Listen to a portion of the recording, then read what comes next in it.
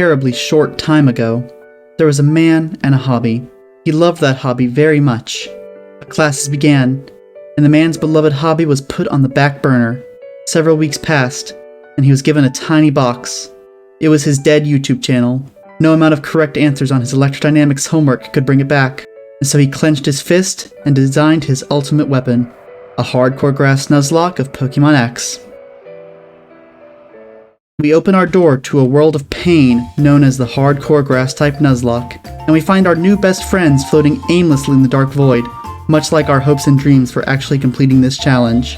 We start our run by receiving a chestpin, which I named Mandrake. The start of this run is generally uneventful, but in the Santoline Forest I did manage to catch a second member for our team in Gillyweed the Pansage. There's not much left for us to really work with now though, so it's time for the first gym battle. When in France, am I right? Viola uses bug types, which are technically super effective against us, but Mandrake has some pretty decent coverage with rollout. Surskit falls in 2 turns after setting up a water sport and doing a small amount of damage with Bubble. She then brings in her ace Vivian, who goes for a tackle, but our rollout is still going on strong and ends up OHKOing her. Thanks for the shiny new badge, Viola. Once we've wiped the blood from our hands, we catch Wolfsbane the Budu on the route to the north. We're then challenged by Professor Hubba Hubba upon entering Lumio's city. After the battle, he gives us some Ditiny to heal our injuries, as well as some piece of a strange rock. Mega Evolution? That sounds super dumb. I don't want to hear about that. What I really want to hear about is Diantha's latest role in the Pogestar Studios. Oh wait, wrong game? Please, Diantha, can I get an autograph? You know, geez, I didn't want to say anything with him standing right there, but I wouldn't be talking much about wanting to keep the world beautiful if my idea of beauty were a haircut like that. Anyways, blah blah blah, battle, oh my god, friends, we're such good friends. Good enough to even have a cutscene with a very strange amount of romantic tension, and yeah, here we go. Let's meet Team Flare. Such stylish individuals, truly. I don't even know why we have to fight them. They are clearly on the cutting edge of fashion and are 4 parallel universes ahead of us. Oh yeah, we also caught an Oddish, Skidoo, and Hoppip on the preceding routes. I suddenly feel the strong urge to take a ton of performance-enhancing supplements and participate in a major cycling competition. But once reaching Stillage City, I find out that I'm just barely too late. To take out my frustrations, I turn my steroid-induced rage after the guy who won first place. And this man also just happens to be the local gym leader, so I can kill 2 birds with 1 stone here. But first, look at this bench I found. I've literally never been on the backside of this gym to see this before in any of my playthroughs, but it has a pretty good view. We begin the battle, and you'll soon see why it felt like a game of musical chairs.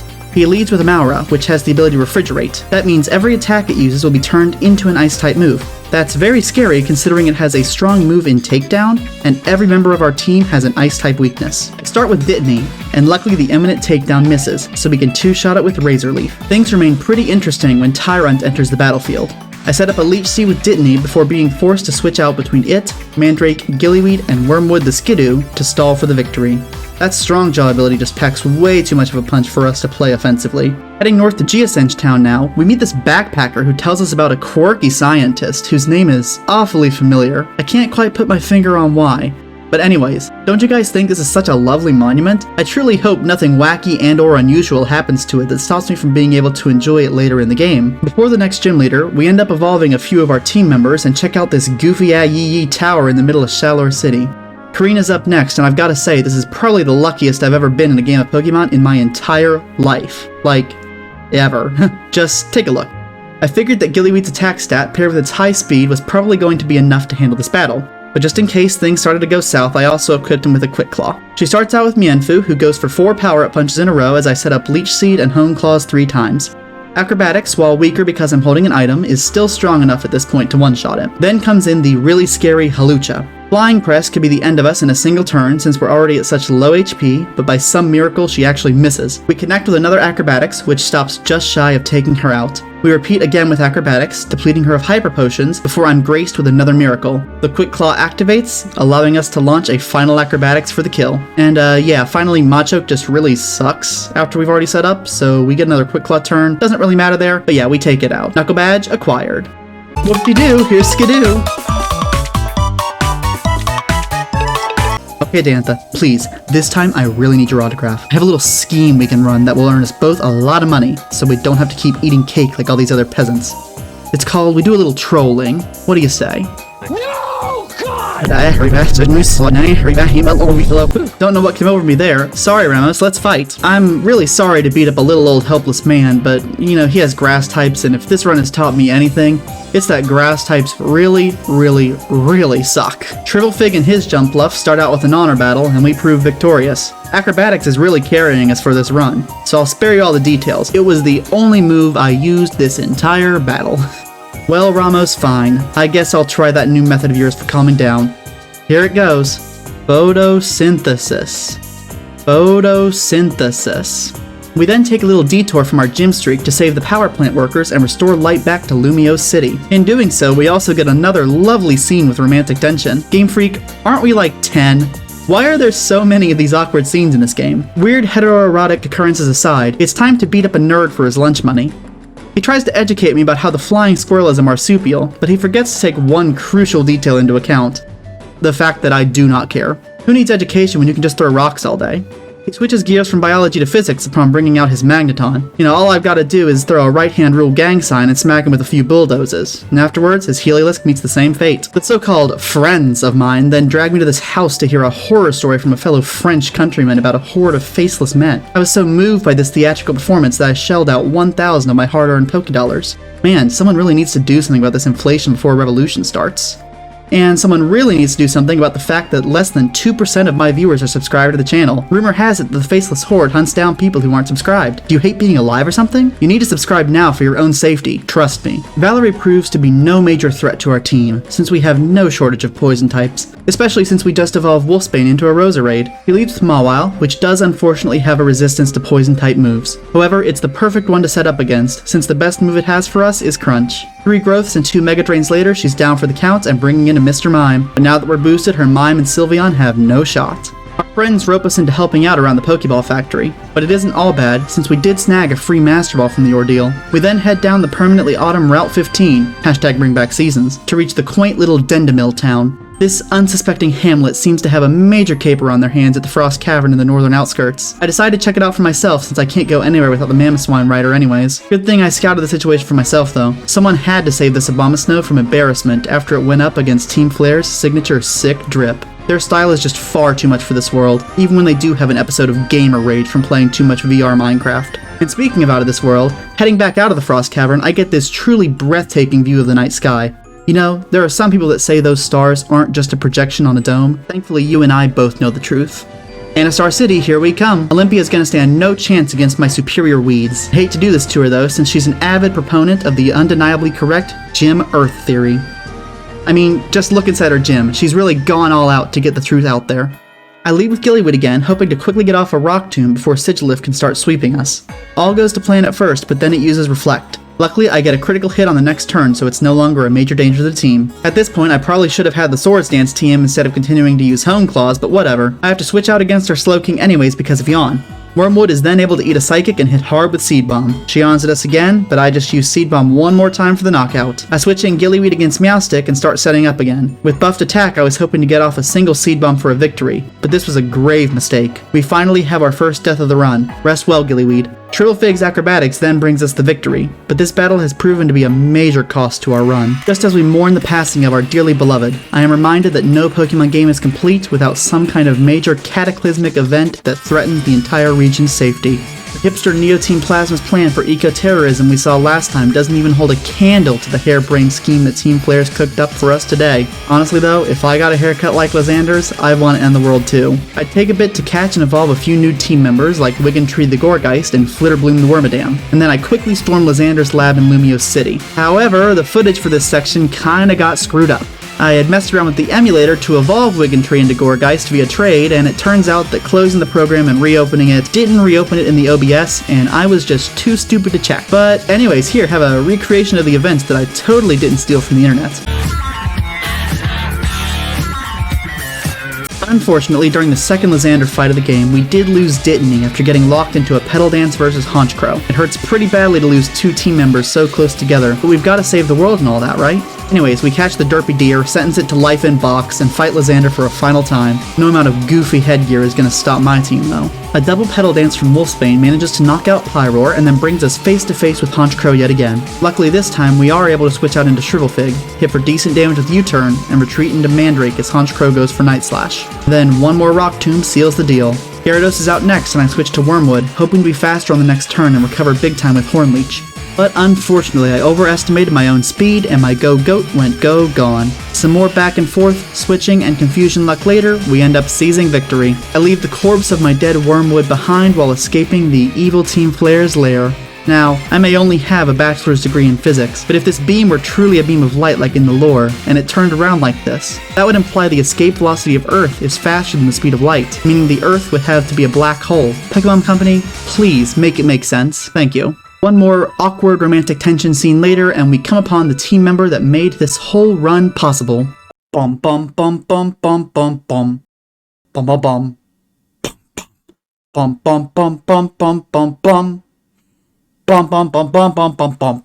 Bum bum bum bum bum bum. Bum bum. Bum bum bum bum bum bum bum. Bum bum bum bum bum bum bum. I also backtracked a bit and caught Poketuber the Ferroseed in Glittering Cave. With these new additions, we may have a fighting chance against Wulfric. But let me tell ya, this battle was not easy.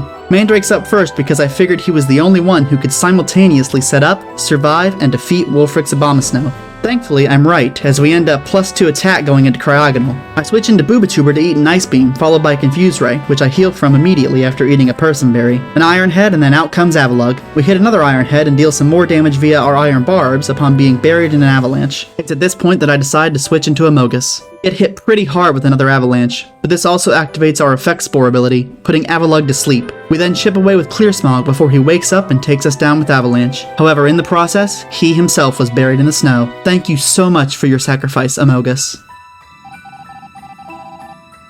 And with that, we're off to the Pokemon League, but first we have a few loose ends to tie up. We cross through the Victory Road, finishing our rival one last time, then head back to Route 15 to pick up another encounter with Knotgrass the Lombre. After taking some time to quickly prepare for the League by teaching new moves and using stat buffing vitamins, we're now ready for the final challenge. You think it's possible? Leave your guesses below now. So I decided to start off with Malva first, since she was by far the most dangerous member of the league. This battle, I led with Knotgrass and set up a Rain Dance against her Pyroar. While we did end up taking damage from a Hyper Voice, that's alright, since now our Swift Swim ability has been activated and will be faster than her remaining team members, including her ace Talonflame. Some super effective Surfs take down Pyroar, Talonflame, Torkoal, and finally Chandelure. I really couldn't believe that the battle was this easy. I probably could have avoided a ton of hassle earlier in the run if I had just picked up Knotgrass as soon as he was available. I want to keep up this momentum, so next I decided to face Wilkstrom. I had used a TM to teach Mandrake Earthquake specifically for this battle. Swords dance first against his Klefki, then get hit by Torment before striking it down with Earthquake. Torment means next turn I have to use another move, and unfortunately he brings out Aegislash. I can't hit this thing with Brick Break, and my only other damaging move is Wood Hammer. So instead I opt to boost again with a Swords Dance and then Earthquake on the next turn. After that he sends in Scissor, which immediately falls to my +4 boost to Brick Break. And finally Probopass ends up wasting a few of my Earthquake PP thanks to Sturdy, but it finally falls, allowing us to claim victory. Seabold's fight is up next, but this donut was probably the least challenging of the whole league. Water types against my grass Pokemon? I lead Wolfsbane to shoot off some powerful petal dances against his Cloitzer and Starmie, and even get a bit of damage off on Gyarados before switching into Poketuber to eat an Ice Fang. Since I had Poketuber holding the Rocky Helmet in addition to the Iron Barb's ability, this means Gyarados' health is brought low enough for Seabold to use a Hyper Potion. I predict this though and immediately go for Thunder Wave. Then I switch into Mangrove to hopefully take him out. Dragon Dance setups get pretty scary here from Gyarados, but a combination of Rock Tombs and a Swords Dance seals in our victory. And finally, a Wood Hammer crushes his Barbicle and sends this Master Chef to the Shadow Realm. So far so good, and we have no deaths yet. Let's see if we can keep up that streak against Drasna. Poketuber is going to be my lead this time against her Dragalge. My strategy here was to inflict paralysis, deal a bit of damage with Iron Head, waste our Hyper Potions, rinse and repeat, all while avoiding taking major damage. At the last second I switched into Ludicolo to set up the rain, putting myself at risk of a death by Sludge Bomb. An unlucky paralysis turn seals her fate though, as I get off a Rain Dance for free, then immediately start to sweep with Ice Beams. This sweep blasts both through her Noivern and Altaria, before being put to an end by Druddigon. And unfortunately, Druddigon sent us flying with a Dragon Tail, bringing in Poketuber. I get off a Thunder Wave before being hit hard by Revenge. At this point, I then immediately switch into Wolfsbane and finish her up with a Dazzling Gleam. Okay, Diantha, you weren't going to willingly give me your autograph anyways, so now I've come to take it. No, no, no, no, no, no, no. Wait. Wait. Hawlucha's up first, and from past battles in this run, I know this Mon can be an absolute menace to defeat. I lead with Wolfsbane, hoping to be faster, and even though that wasn't the case, it turns out speed didn't matter since she just started by setting up a Swords Dance anyways. One Dazzling Gleam later and it's down for the count. Petal Dance takes out Aurorus, but then I'm locked into using it against her Sap Sip or Goodra. We survive a critical hit Fire Blast, and I decide to risk Wolfsbane's life by going for a Dazzling Gleam instead of switching out. Playing recklessly during champion battles is my signature skill after all, but somehow we manage to both dodge another incoming Fire Blast and get off a necessary Dazzling Gleam critical hit to take out this slimy slug boy.